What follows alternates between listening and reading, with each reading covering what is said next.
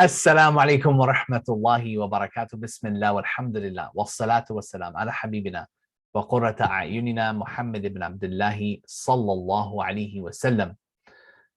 Yawm al-Qiyamah, the day of judgment, will be the most scariest day that anyone will ever face. The day of accountability, the day that everybody will be accountable for their sins. Allah Azza wa Jal describes a situation of a man on the day of judgment whose heart is filled with fear and terror. This man is running away from anybody and everybody he can.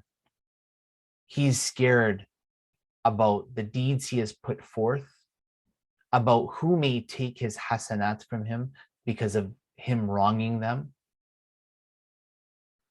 and being held accountable for everything he's put forth, subhanAllah. Allah Azza wa Jal mentions this person in Surah Abasa, the situation of a person like him and others like him. Allah Azza wa Jal says, يَوْمَ يَفِرُّ الْمَرْءُ مِنْ أَخِيهِ وَأُمِّهِ وَأَبِيهِ وَصَاحِبَتِهِ وَبَنِيهِ.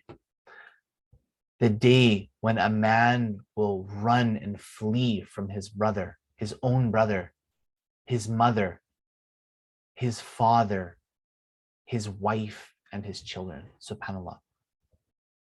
This man will flee from all of these people, his close immediate family, the ones he loved the most in this world.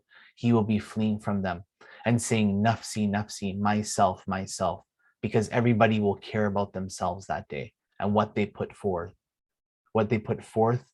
in this dunya, in this life, from good and from bad. Subhanallah. So Allah Azza wa Jalla says that the last people this man will flee from or run away from on the day of judgment is his children. It's his children because they are his blood, they are his offspring, his descendants, the ones that carried on his name in this world. So he has the closest bond to them.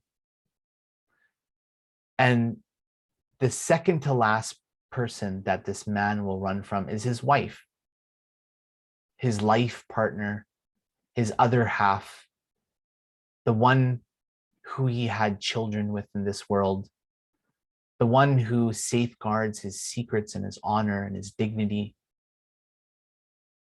And then Allah Azza wa Jalla mentions the father, his own father. His own father is the one that physically protected him in this world, financially provided for him, and was the one who was likely to stand up for him in times of fear and protect him. And then his mother, the one who gave birth to him, changed his diapers, fed him, cared for him, and loved him unconditionally in this world. And then there's his brother, the one who, of course, he had a close bond with, but in terms of all these aforementioned people, the children, the wife, the father, the mother, the brother would have the least connection or bond with this man. So he's the first person to leave. He's the first person that he would flee from, subhanAllah. So look how Allah Azza wa Jal arranged this order of people, that when a man is in a situation, he's around his family members on the day of judgment, he will flee from them in this order, subhanAllah, because of the level of bond that he had with each one. And in terms of the mother, why would the mother be situated at number 2?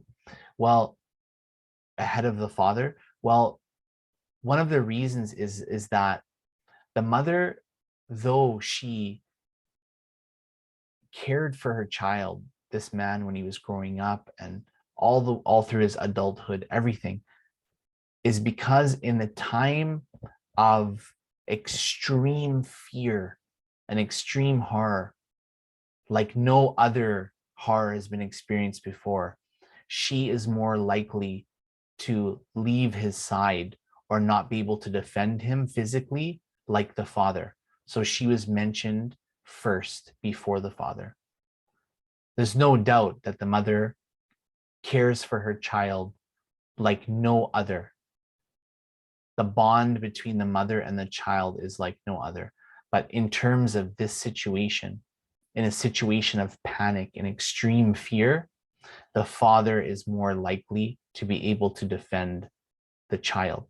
So she was mentioned first. So the people that this man will flee from first in order out of all of these people that are mentioned is the brother, the mother, the father, the wife, and then the children. SubhanAllah.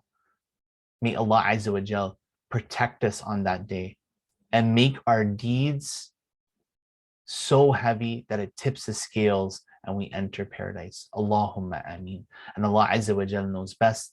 Wassalamu alaikum wa rahmatullahi wa barakatuh.